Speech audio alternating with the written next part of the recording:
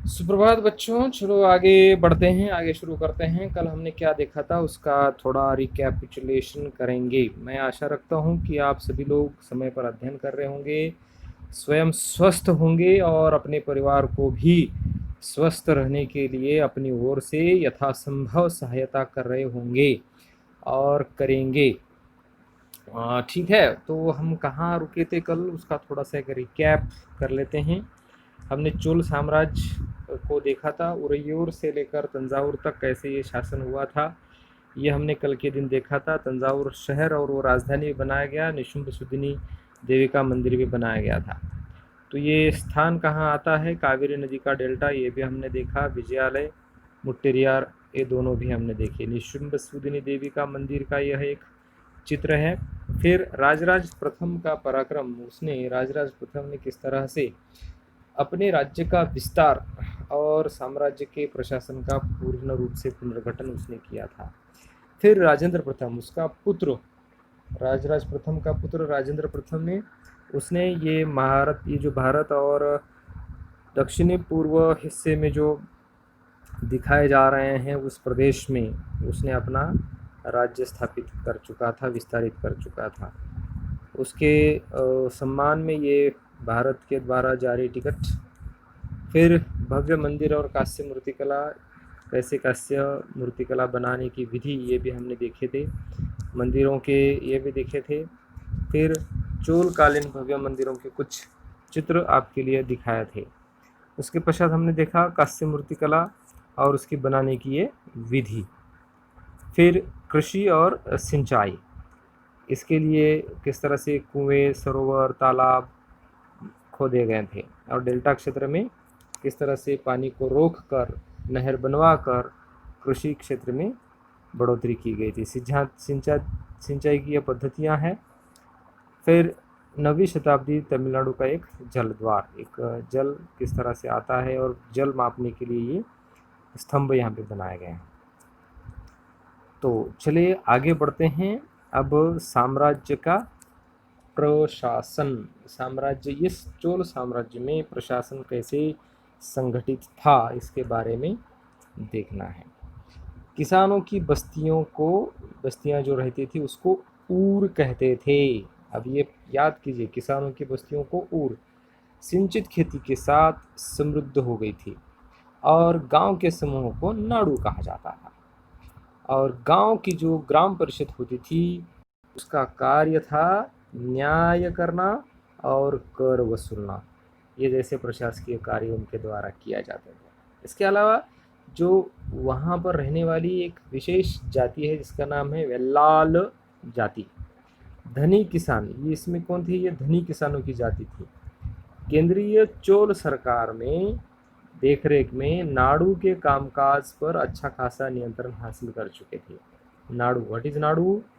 Nadu is here, गांव के समूह, गांव के समूहों के इसमें उन्होंने कर चुके थे। उनमें से कई धनी भूस्वामियों को चोल राजाओं ने बड़े सम्मान से क्या कहा था?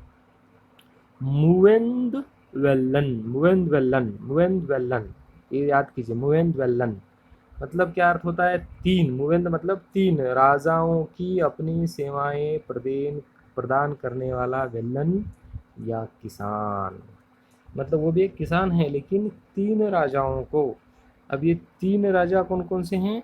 चोल, चेर, पांड्य, जो दिखाई देते हैं आपको, हम देखेंगे अपने मानचित्र में देखेंगे।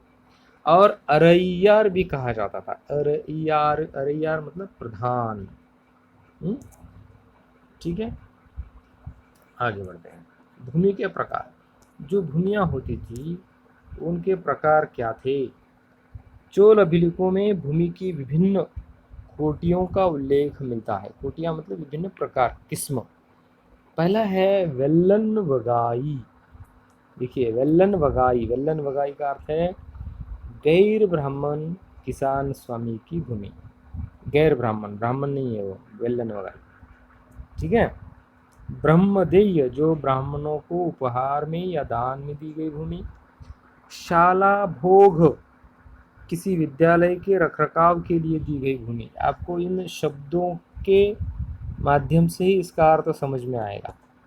उसके प्रदाद है देवदान या तिरुणमट्टुकन्नी, मंदिर को उपहार में दी गई भूमि।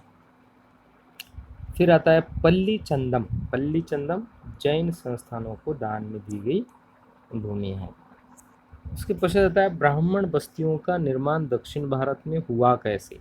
जैसे हम पहले इसमें देखा कि उनको क्या दिया जाता था। देखिए दक्षिण भारत का हिस्सा है,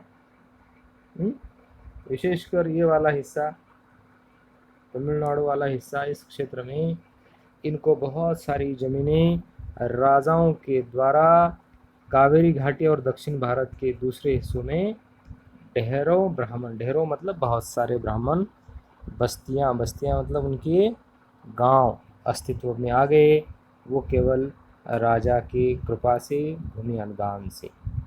ठीक है। फिर ब्रह्मदेव की देखरेख कैसी की जाती थी, ये भी एक जानने वाला मुद्दा है। प्रत्येक ब्रह्मदेव की देखरेख प्रमुख ब्राह्मण भूस्वामियों की एक सभा द्वारा की जाती है। यहाँ पर सभा महत्वपूर्ण है, हाँ? सभाओं के द्वारा।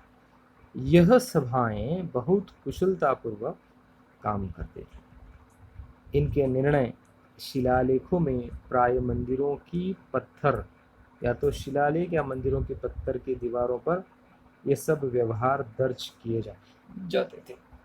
इसके अलावा भी और प्रशासनिक कार्य करने के या प्रशासन में सहायता करने के लिए नगरम नामक व्यापारियों के संघ भी हुआ करते थे। तो ये ब्रह्मदेव की देखरेख के लिए करने वाले। ब्राह्मण सभा का संगठन होता कैसे था, मतलब ब्राह्मण सभा कैसे निर्माण की जाती थी या बनाई जाती थी, ये दिलचस्प बात है। देखिए तमिलनाडु के चिंगलपुट जिले के उत्तर मेरूर से प्राप्त अभिलेख, यानी कि हमें समझना है यहाँ पर उत्तर मेरूर में एक अभिलेख मिला है और इस बात का सविस्तर वर्णन है कि ब्राह्मणों का सभा संगठन कैसे होता था। देखिए ब्राह्मण इस सभा के अलग अलग समितियां बनाते थे।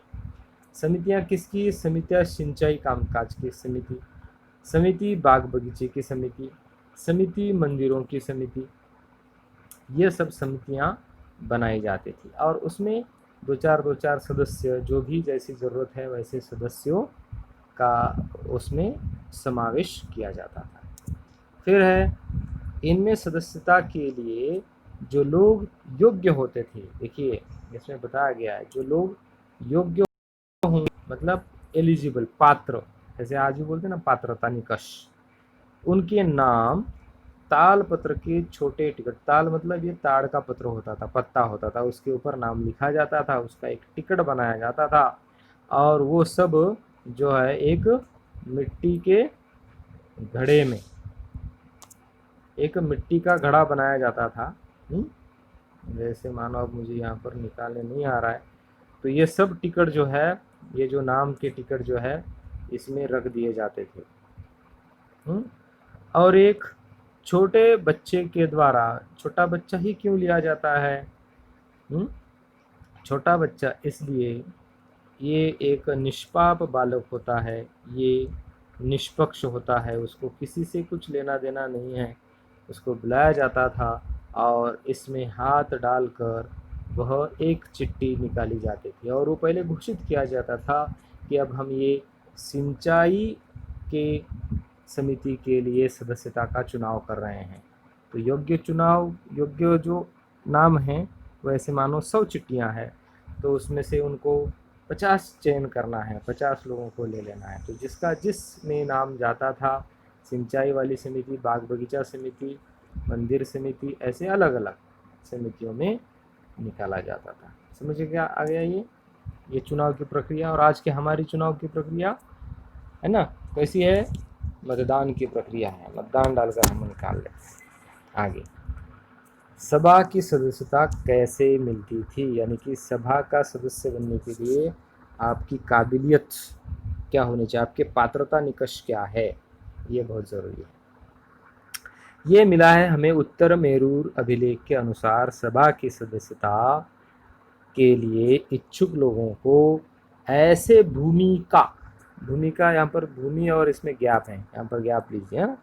ऐसे भूमिका जमीन का स्वामी होना चाहिए जहाँ से भू राजस्व वसूल किया जा रहा है, मतलब वो एक टैक्स पेयर हो, टैक्स देने वाला व्यक्ति हो, उसका अपना घर होना चाहिए, ठीक है, उसके पास स्वयं का घर, उसकी उम्र 35 से 76 के बीच होनी चाहिए। देखिए आज हमारे पास मतदान के लिए उम्र है 18 साल, और शासन चलाने की उम्र यानी कि आप ग्राम पंचायत का सदस्य बनने के लिए 21 साल, और अगर आप विधानसभा या लोकसभा का सदस्य बनना चाहते तो 25 साल। लेकिन उस समय में देखिए कितना बताया जाता था कि 35 से लेकर 76 के बीच भी होना चाहिए। और हमारे यहाँ पर अपर एज लिमिट नहीं है अभी भी। अपर एज लिमिट मतलब एट द एज ऑफ 86 तक भी वो काम कर सकते हैं, लेकिन वहाँ पर ऐसा था कि 35 से 76 के बीच ही होना चाहिए। उसे वेदों का ज्ञान होना चाहिए।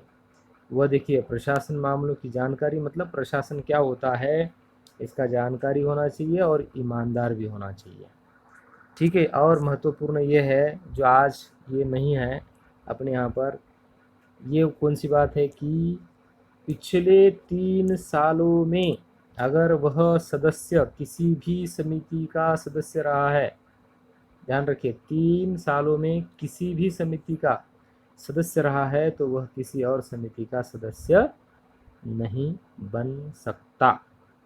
ये याद ही करो इसको, ये आएंगे जरूर, प्रश्नों में पूछे जाएंगे।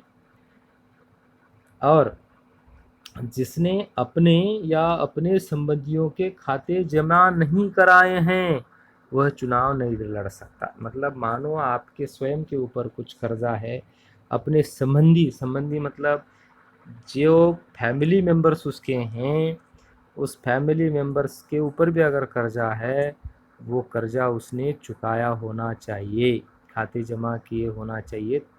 अगर है तभी वो चुनाव लड़ता है, अगर नहीं है तो चुनाव नहीं लड़ सकता। ये ऐसे नियम बनाने के पीछे कारण क्या हो सकता है? कारण वही है कि लोग भ्रष्टाचार ना करें। बार बार समिति का सदस्य चुने जाने की वजह से हो सकता है वह एक प्रभावशाली व्यक्ति बन जाएगा और अपने प्रभाव का दुरुपयोग कर सकता है। ये उसके पीछे उद्देश्य था, और भी आप उद्देश्य का अनुमान लगा सकते हैं।